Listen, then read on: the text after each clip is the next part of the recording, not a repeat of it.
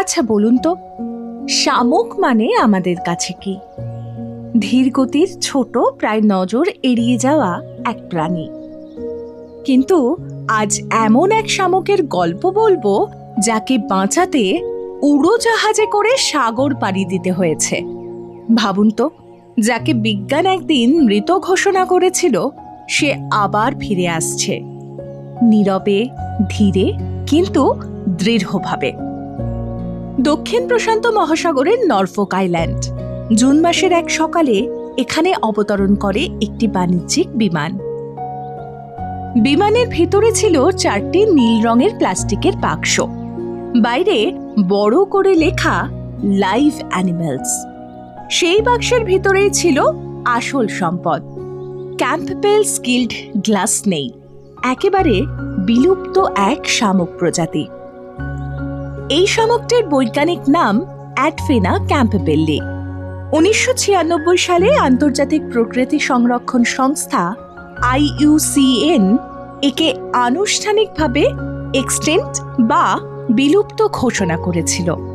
অর্থাৎ থাইলাসিন বা তাসমানিয়ান টাইগারের মতোই ইতিহাসের পাতায় ঠাঁই হয়েছিল তার।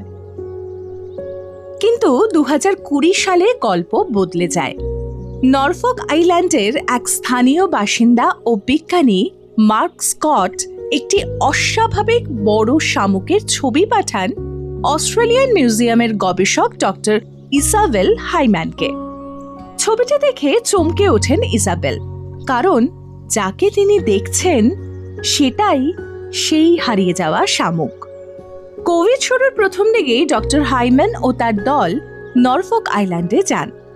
তারপর তারা দেখেন একটি সুরক্ষিত উপত্যকায় পচে যাওয়া পাম পাতার নিচে সারি সারি শামুক রয়েছে। অর্থাৎ বিলুপ্ত বলে ঘোষণা করা হলেও তারা বিলুপ্ত নয়।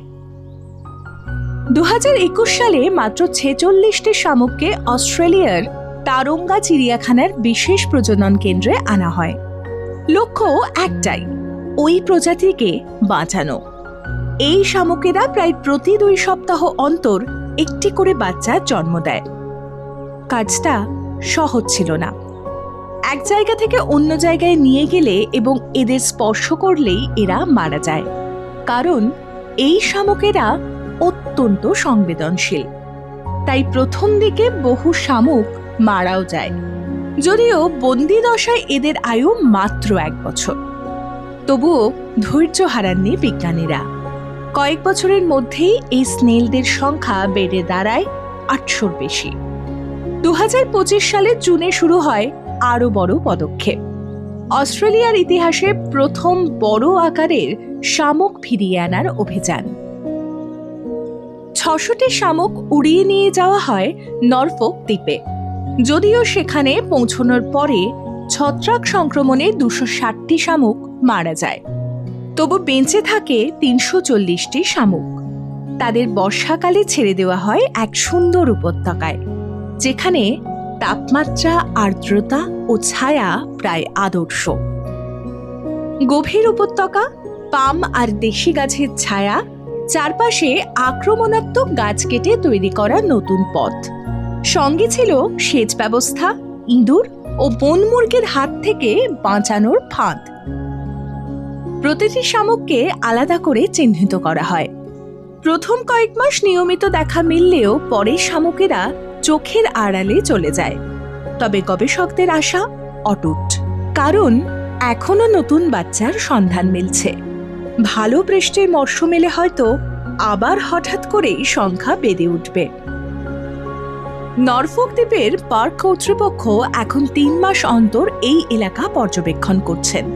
তাঁদের কথায়, সংরক্ষণ মানে শুধু বড় প্রাণী নয়, এই ছোট্ট অমেরুদণ্ডী প্রাণীরাই আসলে বাস্তুতন্ত্রের ভিত।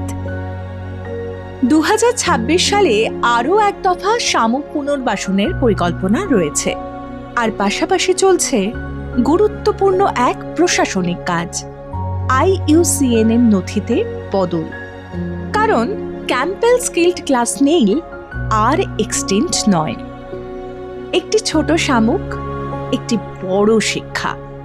প্রকৃতি হারিয়ে যায় না, যদি মানুষ তাকে খুঁজে ফিরিয়ে আনার চেষ্টা করে।